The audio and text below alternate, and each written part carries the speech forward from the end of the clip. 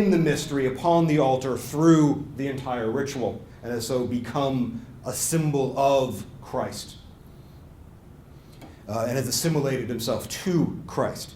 And so now, by being Christ effectively, so far as possible, he now also partakes of the physical outer form of the rite through the consumption of the host and the wine. And this is done so that those present who have not been initiated into the higher mysteries of the immaterial forms of theurgy may also partake or participate in the mystery so far as possible. Through the symbolic multiplication and distribution of the divine unity represented by the distribution of the bread and wine. So we've gone from one to many to one to many again. So it's this idea of abiding, proceeding, and reverting is a continual, eternal process. It never ends in late Platonic thought. Creation is an improper term for it, I suppose. The realm of generation is eternal. There is never any end to it. And this deals with why they talk about why we incarnate as opposed to why the Gnostics talk about we incarnate, but that's a different paper.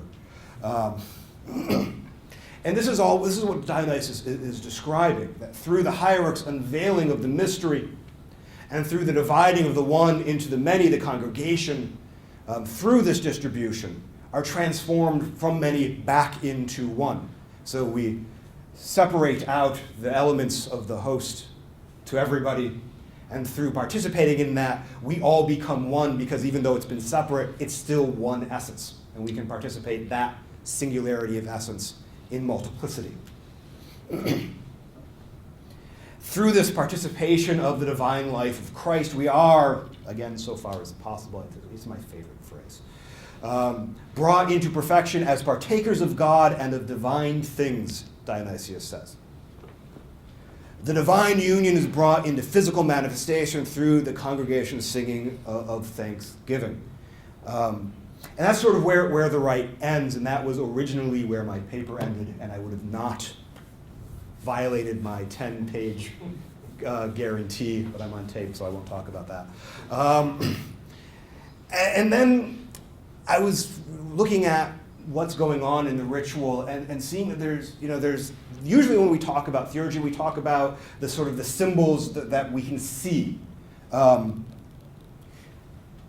I was starting to see other things going on, sort of hidden within the ritual. It's very Claude Lévi-Strauss, I suppose. A structural element. I had to read it when I did my doctorate, so I get to use them sometime. There's a structural element, it seems, that's built into the theurgic nature of the ritual. So in terms of what we might normally consider Sunthemata, tokens within a Neoplatonic theurgic rite, right, the most obvious in this are the bread and wine. We have actual physical symbols. And while these might be the ultimate divine tokens, which raise those who participate them into union with Christ, so far as possible, they are by no means the only anagogic principles at work here. Instead, the entire central image, though invisible, is that of Christ as the ordering principle of the celestial realm and hierarchy. And this is hidden. It's not mentioned. It's not talked about. There are no prayers about it in specific. It's what's going on in the structure of the ritual itself. Just as Christ orders the angelic choirs to distribute Christ's love for humanity, the hierarch orders the ecclesiastical hierarchy for the same purpose. The entire ritual reflects this ordering, and humanity's participation in the mystery brings into manifestations Christ ordering and the distributing of his love, even as it raises us into participation of that love so that it may be distributed through us. So it's the coming down so that we may come up and that we may then live the love of Christ, that Christ's agape on earth, and bring it out wherever we might be, I imagine. But this is not found in any particular symbol within the synaxis ritual. It's hidden in that structure and the activity within the ritual. It is this overall structural token that gives coherence and coordination to the ritual's individual parts. in effect doing for the ritual what the hierarch does for the congregation and what Christ does for the angels and creation in general. It provides order. As such, the idea of a structural token, rather than a token implanted within a particular physical thing as normally construed, is still fully in line with theurgic thought. This is seen in the way Iamblichus and De Mysteriis describes theurgy as having a double aspect. He writes, on the one hand, it is performed by men, and as such observes our natural rank in the universe, but on the other, it controls divine symbols, and in virtue of them is raised up into union with the higher powers and directs itself harmoniously in accordance with their dispensation, which enables it quite properly to assume the mantle of the gods. So the divine symbol here is the story, the movement of what Christ does, according to Dionysius. It's not something that's found necessarily in the Gospels in a particular sense. But Dionysius' understanding of Christ as the divine organizer, the demiurgic role, as we find in the Timaeus myth. And by still reflecting this kind of myth, as the myths come from the divine, the structure itself becomes a token. The divine symbol here is that of the ritual activity as a whole, rather than any particular part. And so it's an imitation of Christ's activity as a whole, as opposed to any individual part. And this follows from the overall mythos of Christ. And Celestius has already established that the myths are divine. And this is generally how Dionysius describes Scripture as well, that it comes from the divine. That the structure of the ritual imitates Christ's activity in Scripture, or at least Dionysius' interpretation of Scripture, which again is divine, or of divine origin, according to both the Neoplatonists and the Bible, fits again into Iamblichus' definition of theurgy. And again, it's possible that Dionysius may have had 2 Timothy 3:17, the idea of Scripture being God-breathed. As part, not only it says that it tells us that the God-breathed Scripture equips the servant of God for every good work, which is what theurgy is. It is the good work, the divine work of God. And all this defines Dionysius' ritual structure in theurgic terms, but also in terms of these divine tokens, of divine logi, embedded in the world of generation. These reason principles. I've never found a really good translation of this logi, these words, these reasons, these ideas, which we might think of as the thoughts or words of the gods, or in this case, God, is translated from the word of Scripture and Christ himself as the Logos to the dance of ritual. Just as the logi give shape to matter, they give shape to the theurgic liturgy of Dionysius as well. And as Scripture might be considered a complete, or at least a complex symbol, filled with multiple logi or Sunthemata appropriate to it, the imitation of Scripture in activity becomes an equally complete symbol. In the case of Synaxis, this is doubly important. First, because no single token or symbol is enough to fully invoke that from which it stems. So a single, like if you just have a rooster and you sacrifice it, that isn't enough to bring down the full power of the solar. You need multiple solar symbols.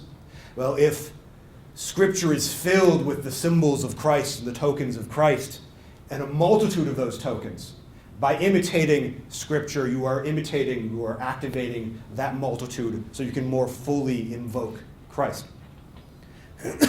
Second, Dionysius describes Synaxis as the most complete of his liturgies, so it must imitate the divine most completely. Now, to have a cheesy conclusion, because I hate ending things, Dionysius' liturgy has long been accepted as a form of theurgy by those who have any willingness to accept that he might have possibly been a Neoplatonist.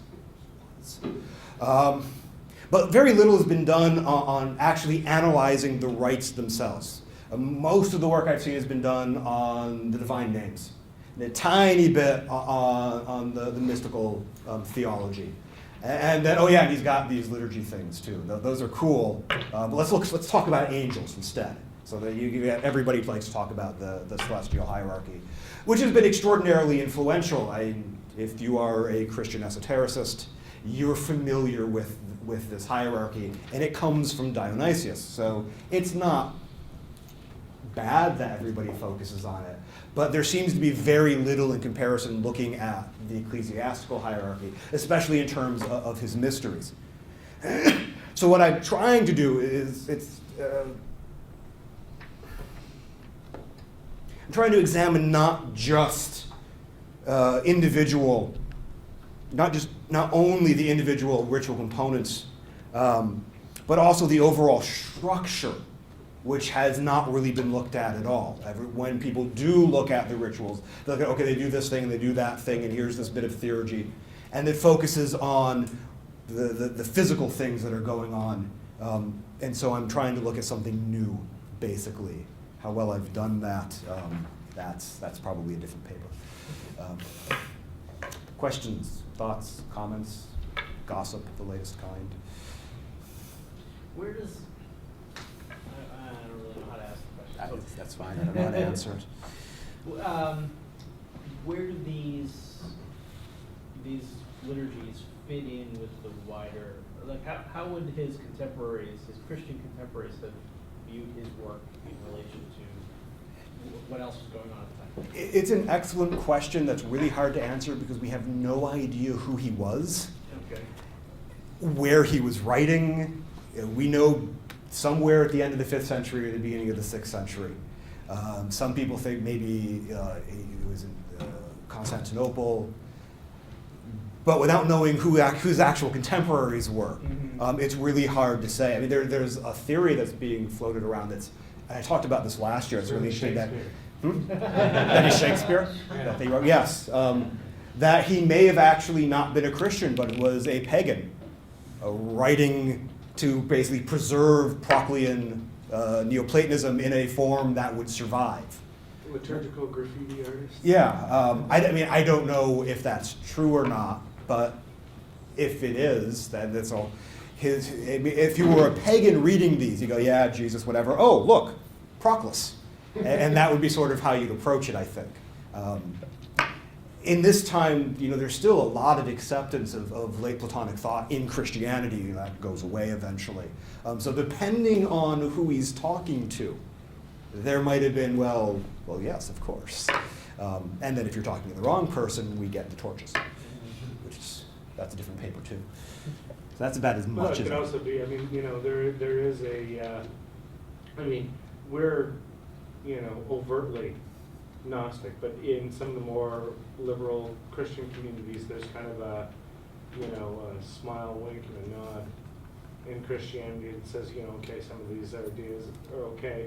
You're just going to never catch us saying that. Yeah. On record, and maybe something like this allows somebody to be all things. People in a fashion. Yeah, I was talking with somebody recently. And he said, well, would you really call Dionysius, he asked me, would you really call Dionysius Neoplatonic? Because the Orthodox say, whatever it is like, well, yes, because that's what Neoplatonists say too.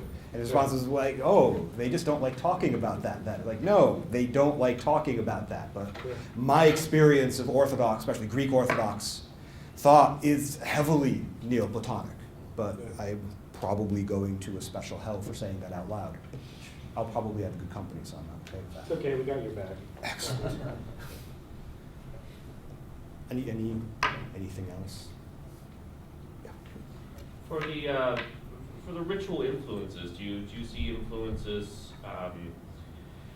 from the pagan Neoplatonic communities? Like, do you think that Dionysius may have seen or participated in rituals from pagan Neoplatonic, or is he getting it strictly from text? Again, it's an excellent. Your best guess. It is an excellent and extraordinarily difficult question to answer because there's no surviving pagan Neoplatonic rituals. Right.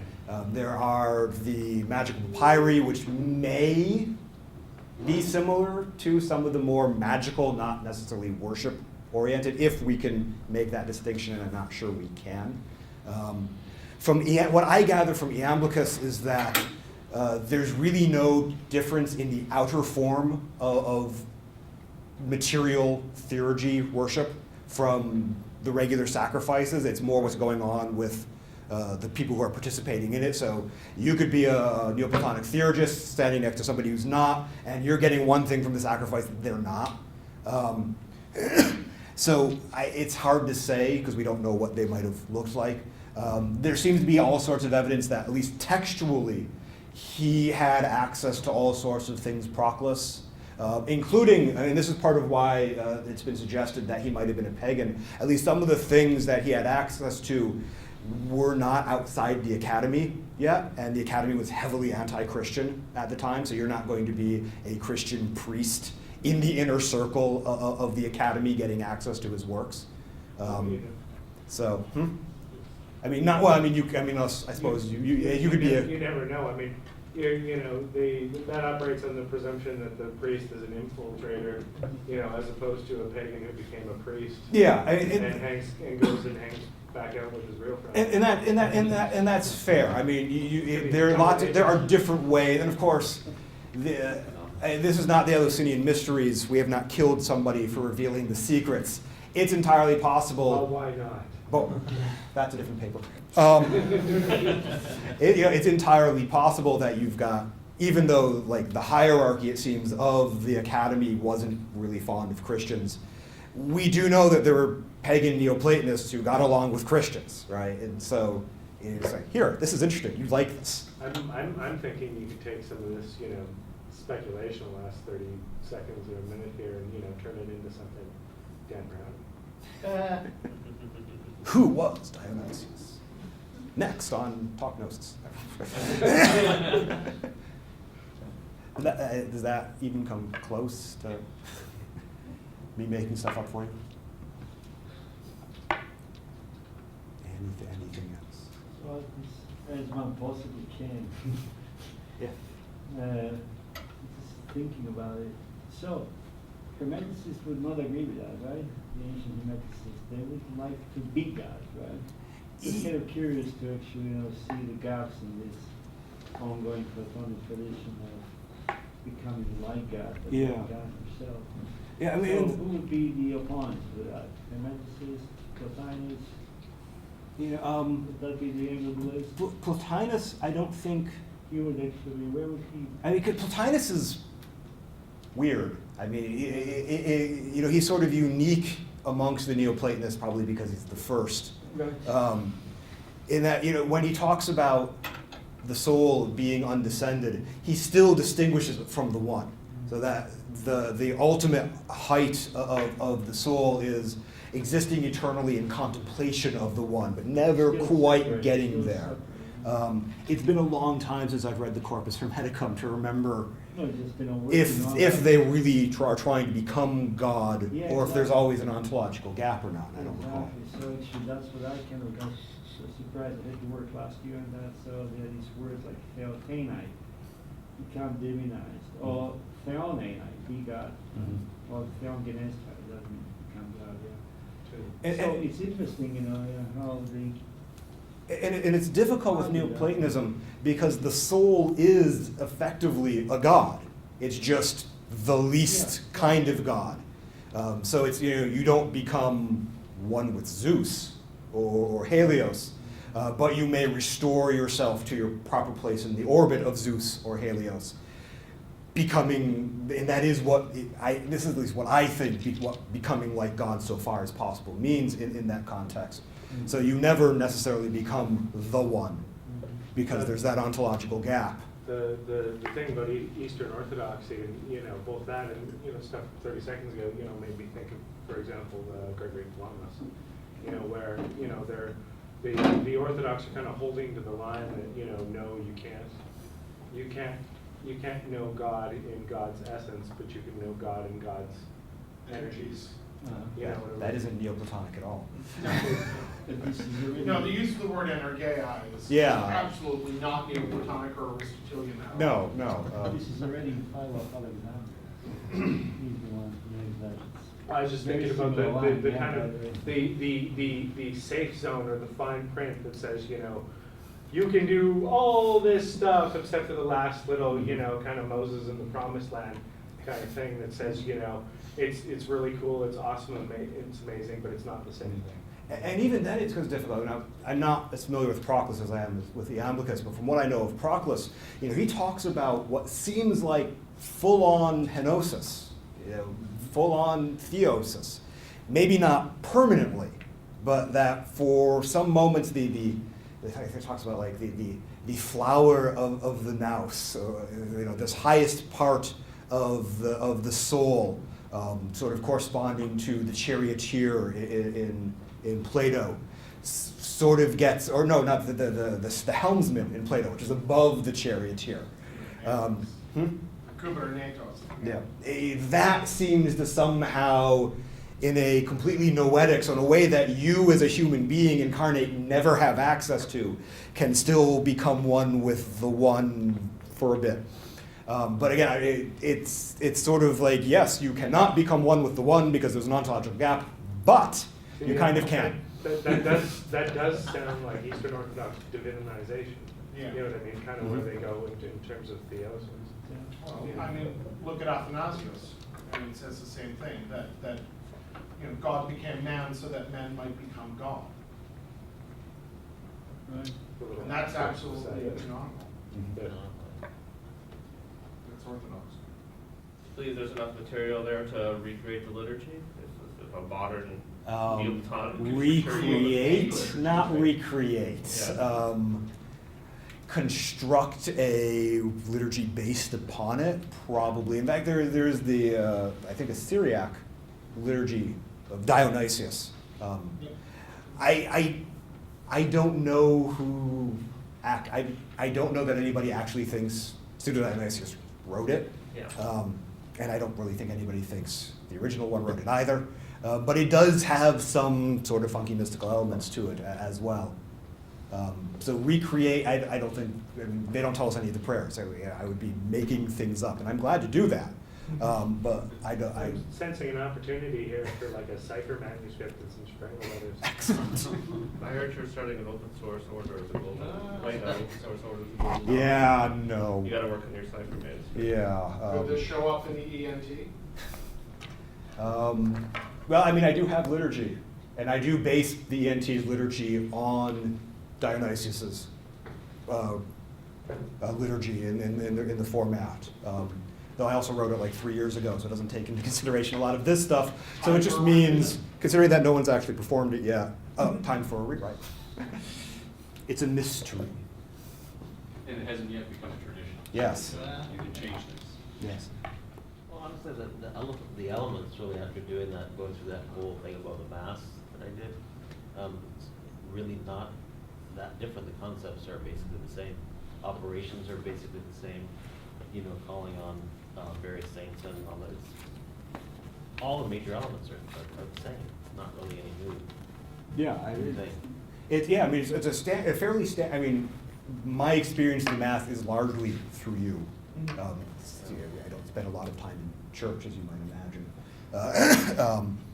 But I'm, reading through this, like, well, I've seen this before. Yeah. Where do they call the archangels? No, that's new.